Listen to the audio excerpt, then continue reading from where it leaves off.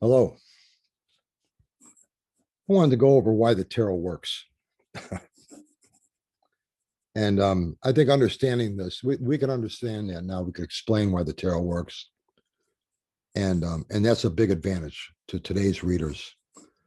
And I was fortunate enough, very lucky, to come across this finding in 2012. I think I wrote my first book, Genius of the Tarot, explaining this situation. And understanding why the tarot works opens up a lot more capabilities with the cards, and gives you, once you understand why something works, it makes it easier to learn. You know what you're doing, why you're doing it. So this is big. Most work on the tarot will spend most of their time talking about the cards themselves, because and a little bit said about the tarot works because of this or because of that. It's pretty gray, and nothing that can be conclusive or verified in any way. You know, your higher consciousness or archetypes or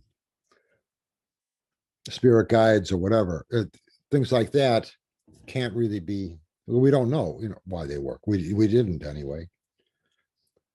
So that's all we have as far as explanation. So most work on the tarot will be mostly about the cards themselves. And it's like a card trick. That's a misdirection. And it's a natural one. It wasn't intentional, but it is. Because we could have a question that we don't have an answer to, and we can apply a tarot reading and find answers that we would never dream of before.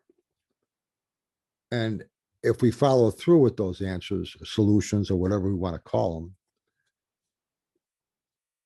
and they work, then that's an accurate prediction. And the first thing we're going to do is look at these cards and say, how can a deck of cards do that? It's a very strong misdirection. The mystery of the tarot has never been in the cards. It's been in their application. This is why they work. And we don't look at that. We look at the cards. We study the colors. We study the symbolism. We memorize meanings. We look at all these different decks, and they're all effective. You could use playing cards. You could use Lenormand cards. You could use tarot cards, all the different varieties of tarot cards, and they all work because it has nothing to do with the cards. It has to do with the application. And most work written on the tarot will have, most of the book will be on the cards themselves, talking about these things like the symbolism or the meaning and that. And you could have a 300-page book on the tarot, and maybe 10 pages of that book will be on application, card spreads. And it might cover 5 different card spreads in 10 pages, because there's not much to really go on with that. They didn't have much to work with. Now we do. I wrote Genius of the Tarot, my first book, 320 pages, I think. I would say 40 of those pages are on application, card spreads, and it only covers 3 card spreads, 40 pages, because I'm dealing with now understanding why the tarot works allows me to go deeper. That was my first book, Genius of the Tarot. I am not the genius of the tarot. The tarot itself is genius, and that's what I meant by the title of that book. My second book, Essential Tarot, is even larger, and I go into conceptual blending with this, which is a factor that I'm going to go into. And that even goes into it further. And that's 350 pages, I think. And I would say 60 pages of that book go into the application of 3 card spreads. 60 pages. Because now we see the importance of the application in the reading. My last book, Genius of the Tarot, Bare Bones Tarot, is 450 pages. And I would say half the book is on application. with positional influence is how a card can change meaning depending on what position it's placed into of a card spread. Is this meaning an attribute, or is this something I have to develop? Is it something I have to watch for? Is it something I could use? Things like that. It all depends on where position it's in. The positions of a card spread are elements of a question we're looking into.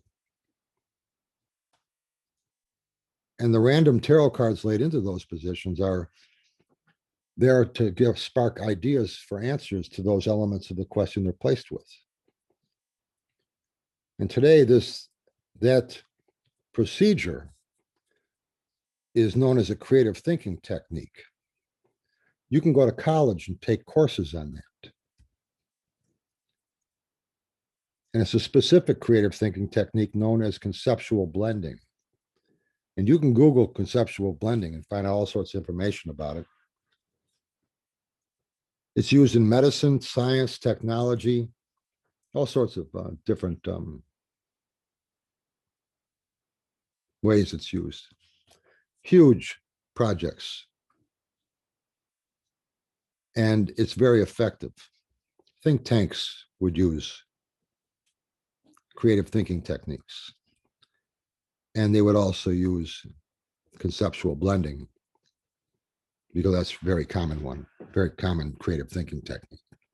The good news about that is this is the way the mind naturally works anyway.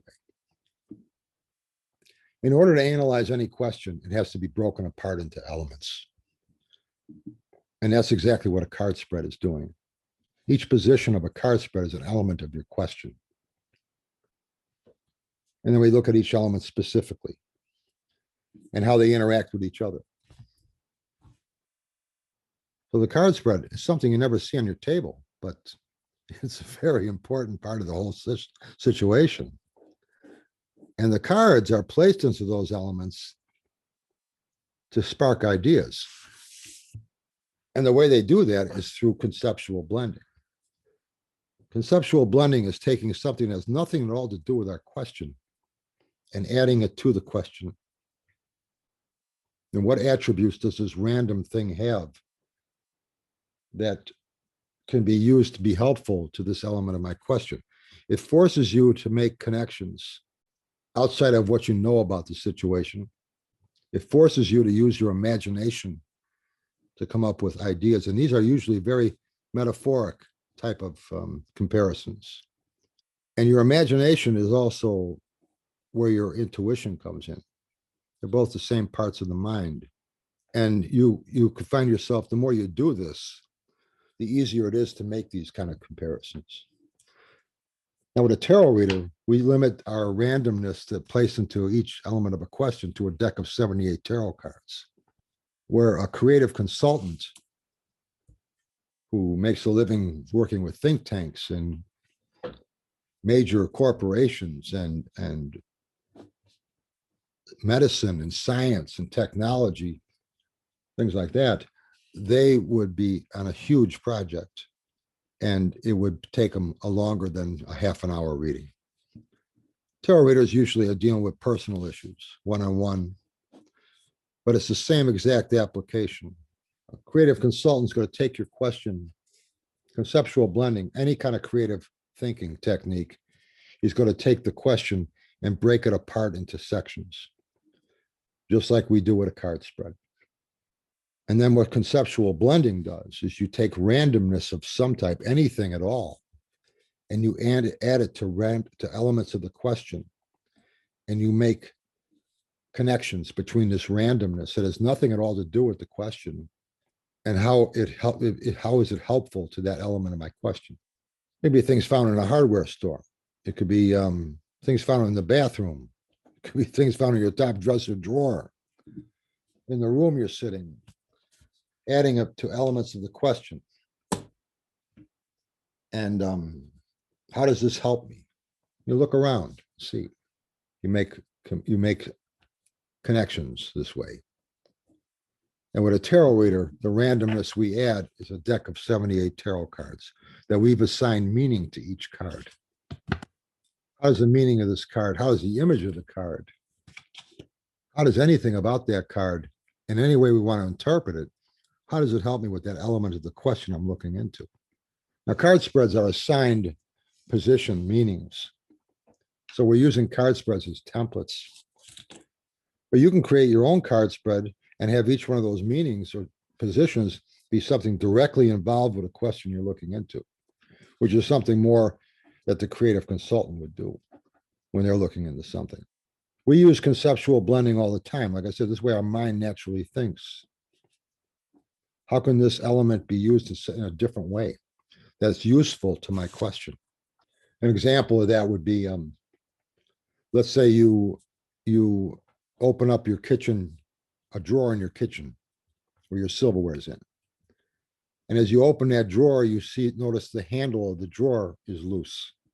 Now you can go downstairs into the basement and get yourself a screwdriver and come back up and tighten the screw inside that drawer that holds that handle in place, which a lot of people would do. And then you go back downstairs and put the screwdriver back away. Or you can take a butter knife out of the drawer right there and use the butter knife as a screwdriver to tighten up that screw. That's conceptual blending. Butter knife isn't used as a screwdriver, but in this case, I'm going to use it as a screwdriver and it does the job. And it's a lot easier than going down in the basement. Small example of that. So we use this randomness, these ideas. We use things in different ways, and that's very creative. And a lot of things are done that way. I was just reading another example. I was just reading Moby Dick. I probably read that 3 times in my life. And as I was reading the book, in the book, the first mate of the ship, his name was Starbuck. Starbuck. As I'm reading the book, I'm thinking, I'm looking at the logo of a Starbucks coffee cup. And it's got the ocean and the mermaid in there. And I'm thinking, I wonder if that's where they got the idea for the name of the coffee. Starbucks. Because that ocean scene in the logo. And that's a very unusual name, Starbuck. And about a month later, I'm thinking that's probably where they got the idea. And about a month later, I'm listening to the radio talk show, and they had the founders of Starbucks Coffee on there, and they're talking with them. And they asked the owner, the founder, how they came up with the name. And they were stuck on a ship in South America, I think. They were getting coffee beans. And there was the delay, and they were held up for a couple of days on this ship before they can get those coffee beans. And as they were there, they were thinking about the name of the company that they were going to be. And because they were on this ship, one of them thought of the novel Moby Dick. And the first mate was Starbuck. And that's where they got the name. So they got the name of their coffee company from a novel. That's conceptual blending. Here they are on the ocean in a boat, in a ship, and they're thinking about the name of their company. And they started conceptually blending ideas, and they came up with the novel, Moby Dick, and the first mate in the novel. And they were either going to call it Starbuck or Pequod, because Pequod was the name of the boat, the ship that in the novel Moby Dick. And they decided on Starbucks. So we use conceptual blending all the time. But now with creative thinking techniques in place in psychology, you can make intentional applications of thinking when you're looking into something. An intentional application. You break the question apart into sections, and then you add randomness to these sections of your question. And you make associations between this randomness and the element of the question they're placed with.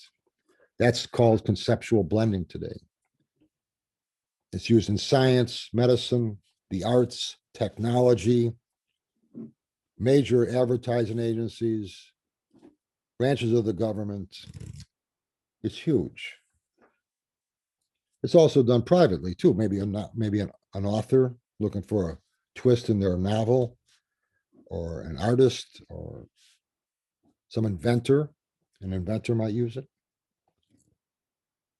Come up with some innovative idea.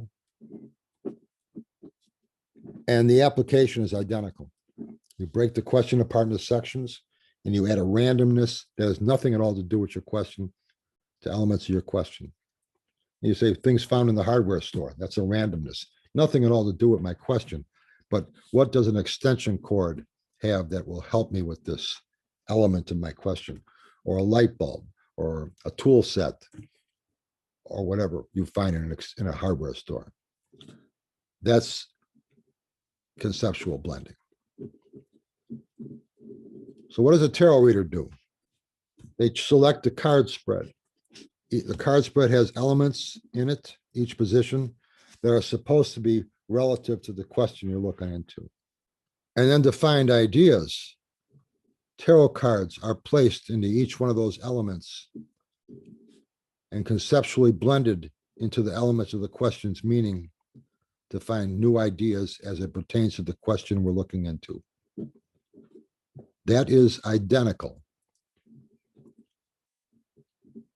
That is a perfect example of what today is known as conceptual blending. You could take courses on it in college.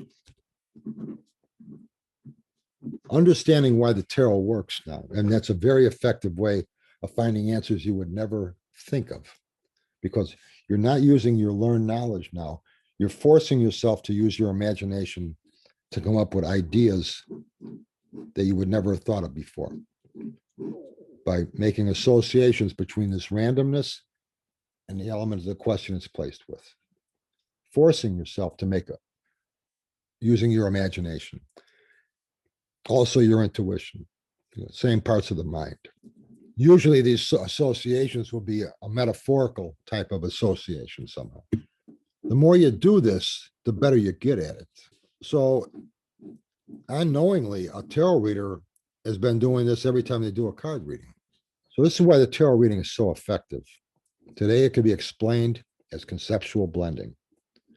Now that we understand what it is we're doing and why the tarot works, for the first time in its history, we could actually improve the applications now. We understand more about it. It doesn't make any difference if I'm using a Tarot Marseille deck or a Toss deck or a Rider-Waite deck. That's a personal preference.